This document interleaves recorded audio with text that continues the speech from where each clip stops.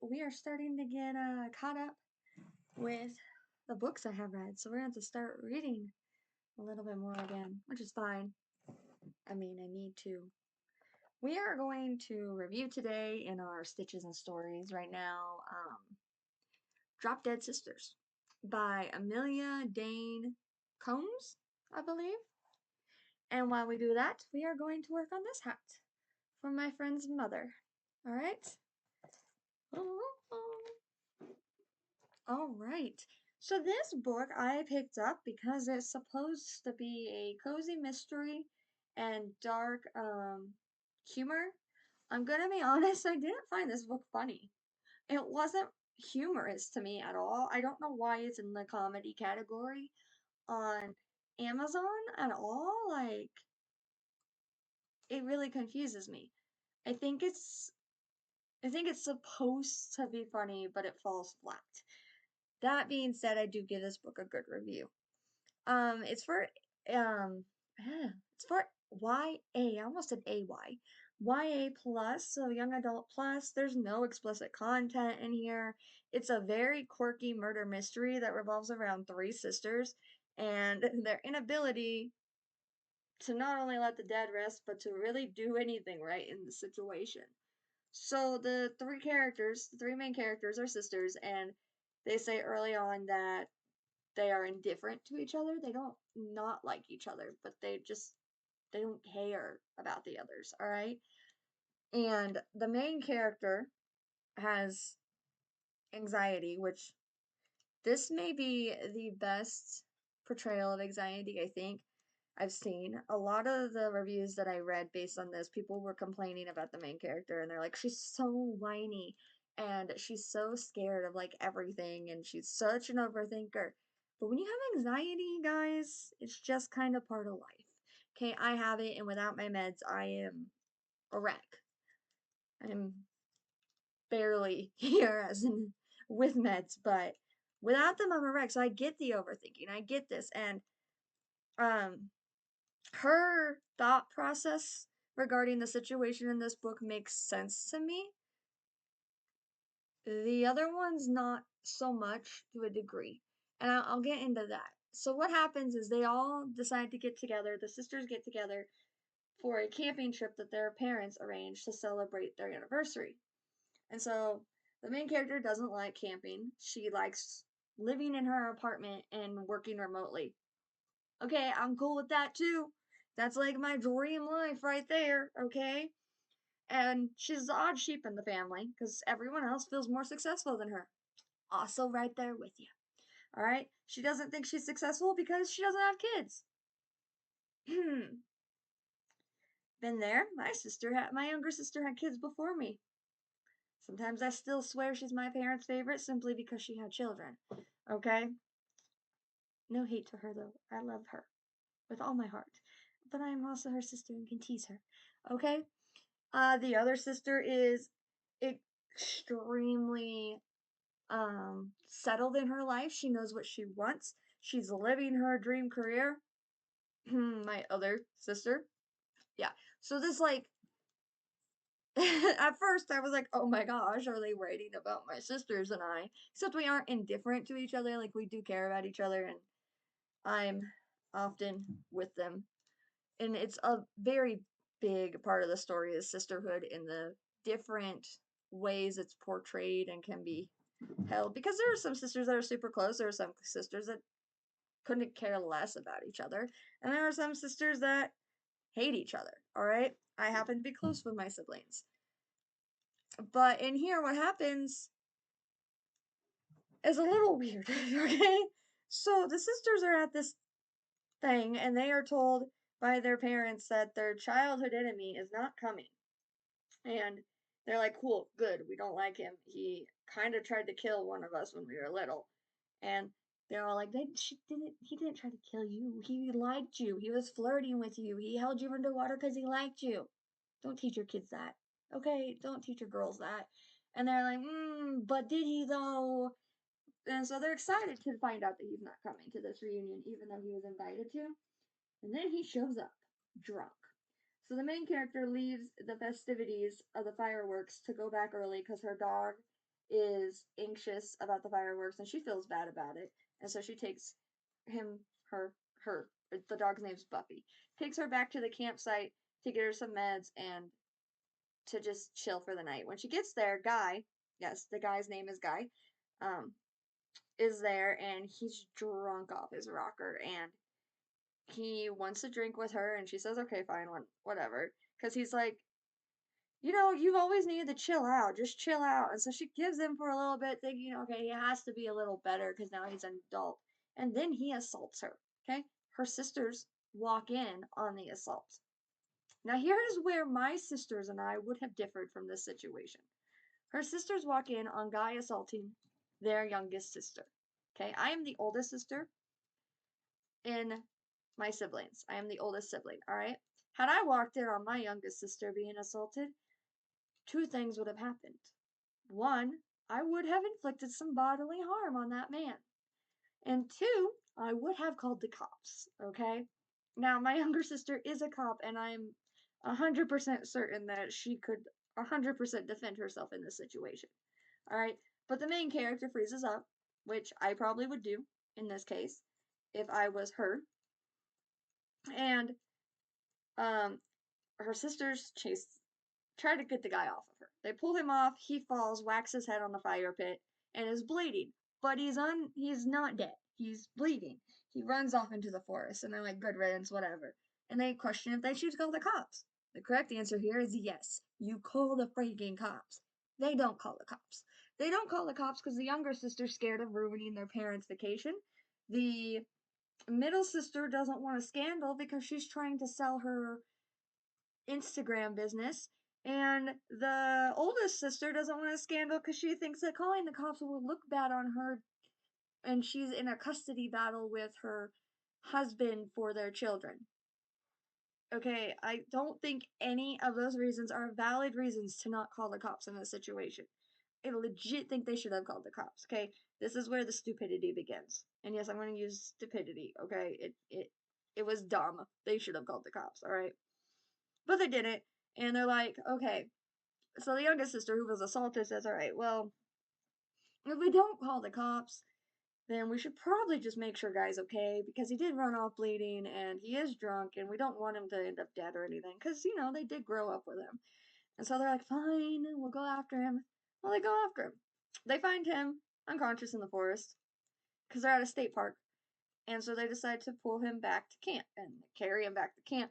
Well, then they put him. This is also a questionable decision. Why did they choose this place to put him?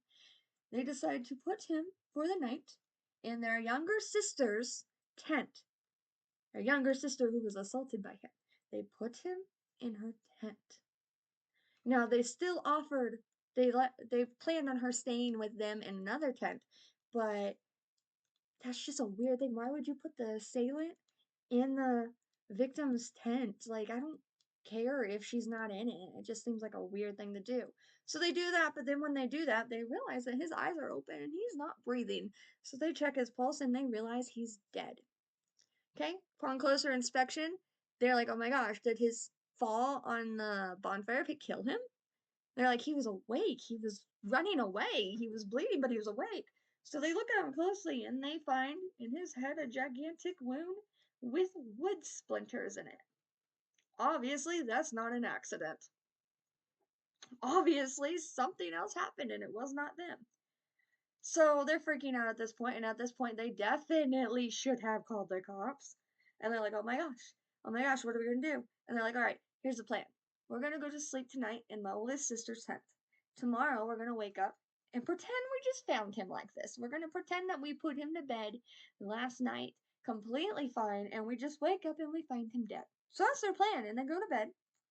And the morning comes, and they wake up, and they go, and they prepare themselves, and they have a discussion. They're like, all right, it's time to get our acting on. Let's do this. And so the middle sister's like, I can do it. I'm the best actress. And so she goes to approach the tent, opens the tent, gets ready to give her big debut of acting, and there is no body. Body's gone. Completely gone. Okay? During all this, instead of leaving it alone, the body's gone. The sleeping bag is gone. all evidence that he was at the campgrounds, including the beer bottles from the night before and the lantern he had, are gone. And the girls did not remove them. Girls removed the beer bottles, they didn't remove the lantern, okay? That is noted several times. There is no proof that this guy was ever there. For a bunch of girls who are concerned about how calling the cops and an investigation would affect their lives, at this point, they should have been like, should have been like, all right, well, there's no proof he's here. Let's just let it go and move on and hope for the best. They didn't. They decided to investigate the murder. They want to find the body because they want to find the sleeping bag because the sleeping bag is their sister's and it has their prints all over it. And so they go on this whole goose chase to find his body. And there are twists and turns all through this book, all right? Of bad decision making, let me put it that way. There's a hot park ranger that our main character falls in love with. And they do have an intimate scene, but it's not 18 plus. I think it's pretty chill actually. And they do end up finding the body, but something happens and then they lose the body again. I called who the murderer was, I will say that. I called it before halfway through this book. I called my sister actually, who's a police officer, and I was like, hey, this is what's going on in this book. It's either this person or this person who did it, but I'm pretty sure it's this person because this other person doesn't seem like personality wise that they would do it. And my sister, who was a cop, was like, why didn't they call the police? I was like, I said the same thing. Oh, right. And so, anyway, I did call who the murderer was. I'm not going to tell you who the murderer was. I kind of agree with the murderer. I'm not going to. If I was in the murderer's shoes and I saw what the murderer saw and had the same kind of relationship that the murderer had with said victim and said situation, I might be compelled to do the same thing. Okay? Just gonna say that. I want to give them the benefit of the doubt. Trying not to use pronouns here because I don't want to give away who it is. I'm gonna give them the benefit of the doubt because I don't blame them for what they did. There is something in here that I found kind of confusing. All right. So there's an investigation going on into this body, and then there's the whole thing because there's a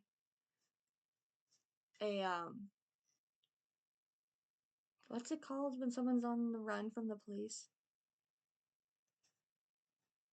I don't know. There's one of those on the loose too in the state park. So there's a lot going on here, but the investigator on this case is called in to handle it, and after days and days of dealing with this, the girls decide eventually, after they've lost the body again, that they finally need to come in clean and tell the investigator that they do know who the dead guy is because they told her they didn't, and that they did have contact with him, and they just wanted to clear their conscience, and they finally decide that this is the best thing to do. So they go to the investigator to tell her, and the way they start this conversation is very much, I'm guilty, I need to talk kind of way, all right? But every time they go to confess their involvement in this situation, the investigator cuts them off, changes the narrative, and then announces that guy's death was an accident due to a hiking situation and bad weather. Yeah, that's never explained. I'd love to know how that was. I'd love to know why this investigator just decided that it wasn't worth solving a homicide and why they just decided that it was simpler to call it an accident. I mean, it's kind of implied that they also didn't like Guy, and it said that they also kind of wanted him gone, but you would expect a police officer to be above that.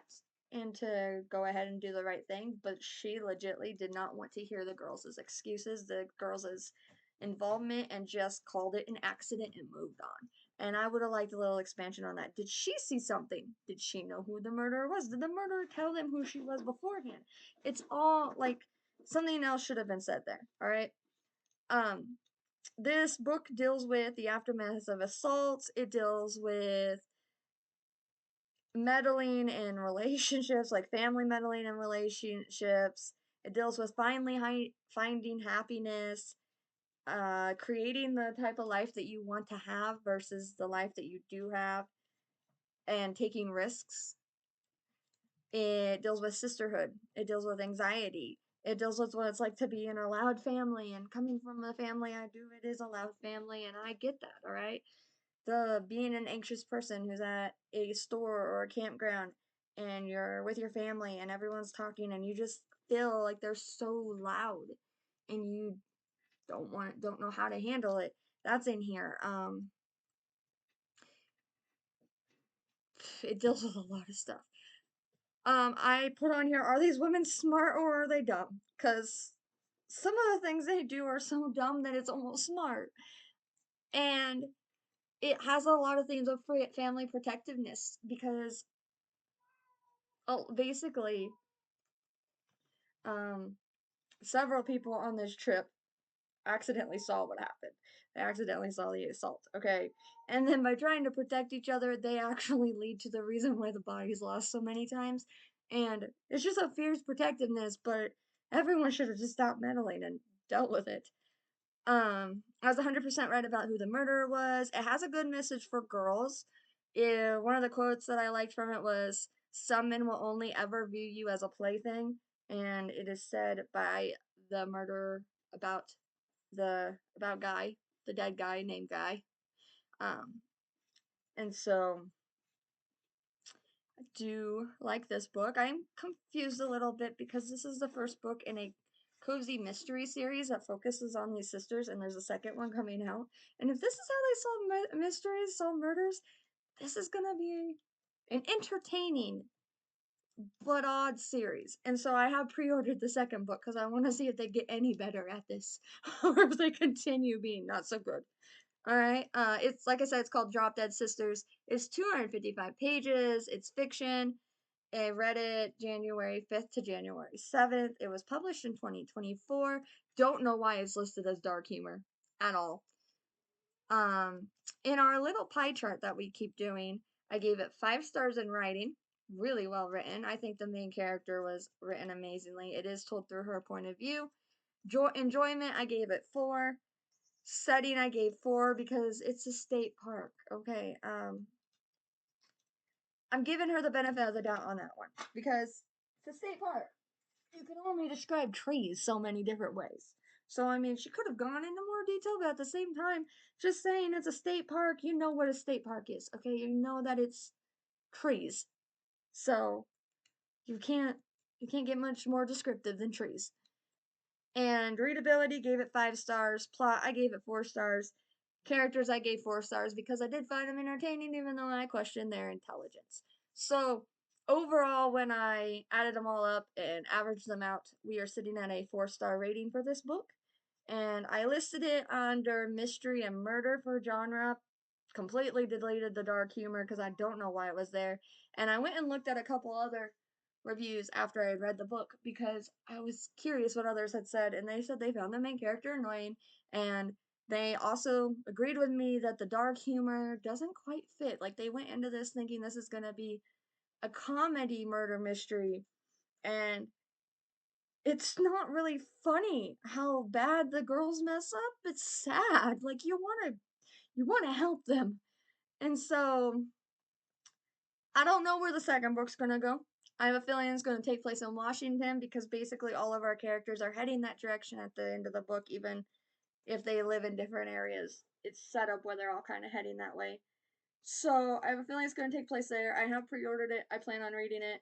I'm really hoping I get into this series and it becomes a series to me like Lovely Lethal Gardens is, where it's a great murder series that I just enjoy reading. I really need to read more of the Lovely Lethal Gardens. pretty far behind on it, but the Kindle books in that series have gotten pretty expensive. I started reading it when the series was relatively new, and so I would pick up a Kindle book for like $2.99 to $4.99. And now the Kindle books in the Lovely Lethal series are $7.99 to $10.99. And I understand that it's a fair price, but at the same time, I don't like spending a lot of money on digital products. If I'm going to spend that amount on a digital product, I'd rather just buy the hard copy, but I prefer reading digital because my device can read to me. And so, I don't know. I'm working on that. I'm trying to decide how I want to do the next Lovely Lethal book. So anyway, that's Drop Dead Sisters. It will be interesting to see where this one goes. I did put that I think the aim of this book was solely entertainment purposes only. Um, you could say that it was to discuss sisterhood and the aftermath of assault, but the aftermath of assault is almost a afterthought. Like, it doesn't kick into her that she's assaulted until the next day, and then it's only mentioned really a few times after that. You don't really get to see the emotional aspect of that. But I mean, so I don't know. I'm gonna list it as primarily just entertainment based. But it was a good story. So 4 stars for me. Pretty good. And I'm not repelled by it. I'm not gonna not read the next book. I pre-ordered it and it's supposed to come out this year. So I'm gonna read the next book and hopefully the sisters will improve at what they do. If not, I'm just gonna continue probably reading them because even though they're not very smart, it is very entertaining and I do find it good. So that is tonight's book, and I am going to, or tomorrow, whenever you're reading this, watching this. I'm not sure if I think I'm posting this at like 11 o'clock at night my time. So whenever you're watching this, I'm gonna go knit some more and watch some Vox Machina. So have a great night/day, everyone. Bye.